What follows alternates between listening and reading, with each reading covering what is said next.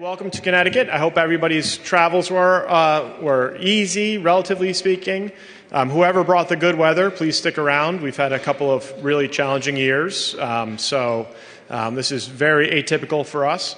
Want to give a special thanks to Elizabeth and the NECAFS team for putting this together and making sure that everybody had the opportunity for this learning experience. It looks like a pretty good eating experience as well, so I hope that is the case. But it's really important for everybody to be back together and an opportunity to share examples, meet new colleagues, discuss potential solutions on how we can improve and continue to support food safety issues in the Northeast. A couple of things about Connecticut that I just want to touch upon. Before we get into my 150-page PowerPoint slides, is just welcome to Connecticut. This is our capital city. This is, the heart and soul of where Connecticut is. A lot of commerce, a long history, colonial, into the mechanization and commerce. But Connecticut started as the provision state. In the Revolutionary War, we were known for providing not only food and fiber, but also manufactured goods to the Revolutionary Army. So a really important history with agriculture and innovation in our state. Also kind of a fun fact, for the first 175 years, Connecticut had two state capitals. So you can't see the state capitol from here, but it's a short walk if you're willing to take it this evening or tomorrow. But we split our state capitals between New Haven and Hartford. And it wasn't until 1875 that the legislature agreed that Hartford should be the main state capital and the permanent state capital. And that's when our state capitol building was actually commissioned in Hartford. We're right along the Connecticut River, a river of very significance and importance to the state's history. The state is named after the long tidal flowing river, which is what its native name translates to. And there's some beautiful walking paths down there. So if you need to take a break from all of the conversations and the PowerPoints and the sitting and the eating of the cheesecakes, get out and about a little bit. And you'll find it's just a really serene, comfortable walk, all paved, that you could take advantage of and just see a little bit and kind of reflect on what you're learning here and the opportunity to be in Connecticut is. And congratulations on the first in-person meeting. As Wayne Kosacek and I were saying before we got here, Wayne is the Bureau Director of Regulatory Services in the State Department of Agriculture here in Connecticut. It's been 3 long years since people have been able to get together and have these sorts of events. In that time in Connecticut, we've changed over our entire produce safety team. And I'm sure that's not different than some other states that are here today.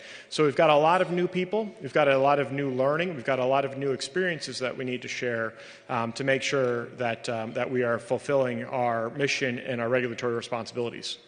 A couple of facts about Connecticut agriculture. We are a small state, as I'm sure you are well aware of, but we still have 5,500 farms statewide. It's hard to go in any community across the state without having a farm that's there. And for many of the communities across the state, farms that have been there in operations and owned by the same families for hundreds of years, going back to colonial times. And so we take that heritage with great pride, and we recognize that those farms and those families have been able to be a continuing operation for multiple centuries because they are entrepreneurs, they're innovators, they are willing to make tough decisions for the future of their business. And I think that's where we as regulators and as departments of agriculture can help and support to make sure that they know what their risks are, what the opportunities are, and how they can move through that transition. We have 9,000 acres of harvested vegetables that service over 100 certified farmers markets, many hundreds of farm stands and family operations, honor system stands. And that really has shown, the need for and the desire for Connecticut residents to support our agricultural industry.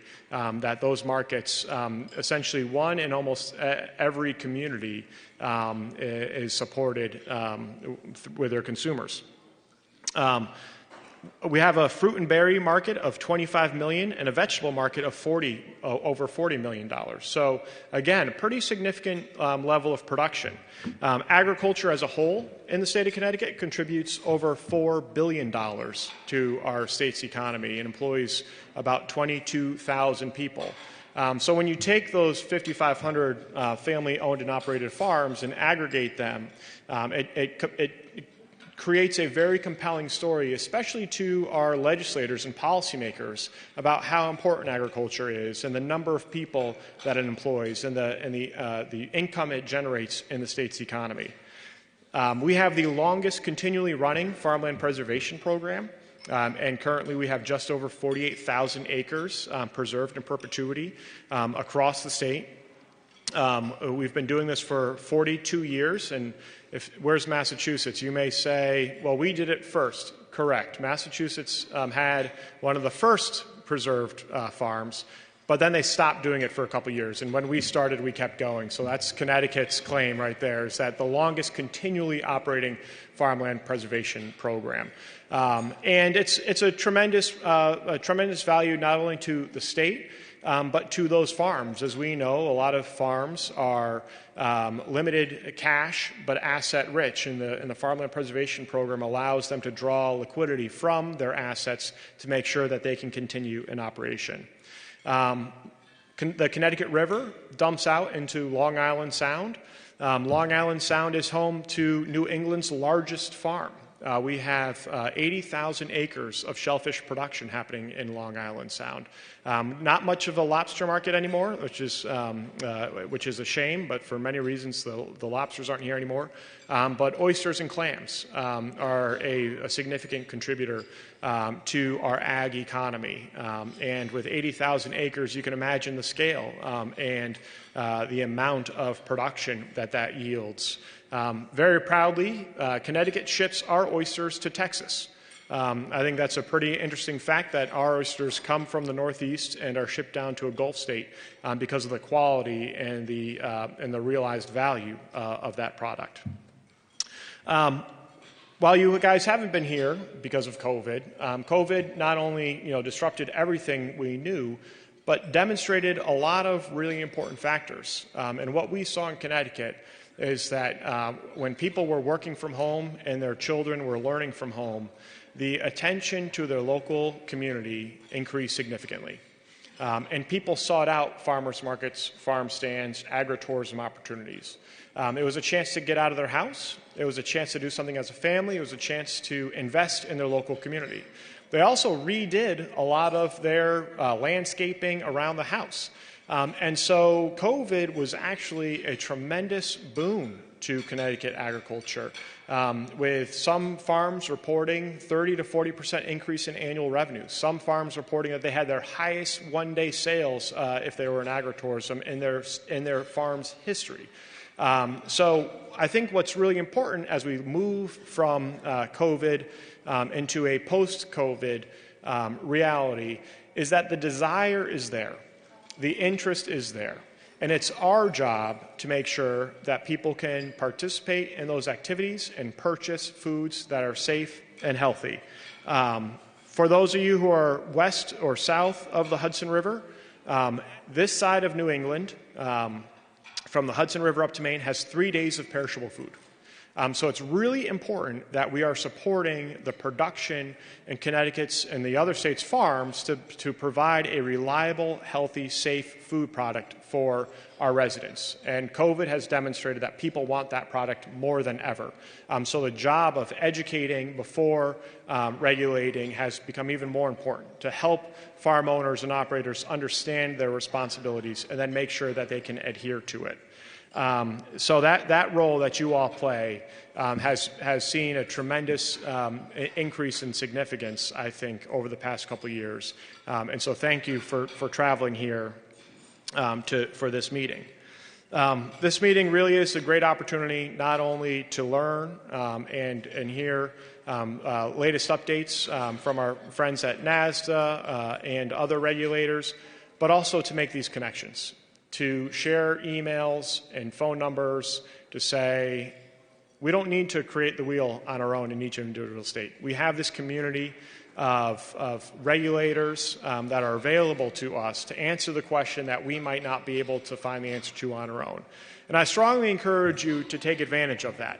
By sharing that information, it's one, better for all of us in the agencies, that our time is put to better use working directly with our farms. But it's also put better to use for our farmers to make sure that we're getting them better answers more quickly and more reliably. And there's consistency across the entire industry. Having a consistent message, having a consistent threshold benefits everybody in the marketplace and in commerce by making sure that everybody knows what their responsibilities are. And that will help us grow this industry as a whole in the Northeast. I really don't have much more to offer. I was only kidding about the 150-page PowerPoint slide. Unless somebody really wants it, I can have Kate run over in the office and we'll whip something together. But I just want to thank you all for coming here. I want to thank you for the work that you're doing, the collaboration that happens, NECAFS for putting this together and making sure that everybody had this opportunity. It's really important, and I'm glad that Hartford had the opportunity to host this year. And I hope you all enjoy your stay here, have learned a little bit about Connecticut, enjoy your time here, but also leave here with some great resources that you can take back to your individual states to continue to support and build American agriculture. So thank you very much.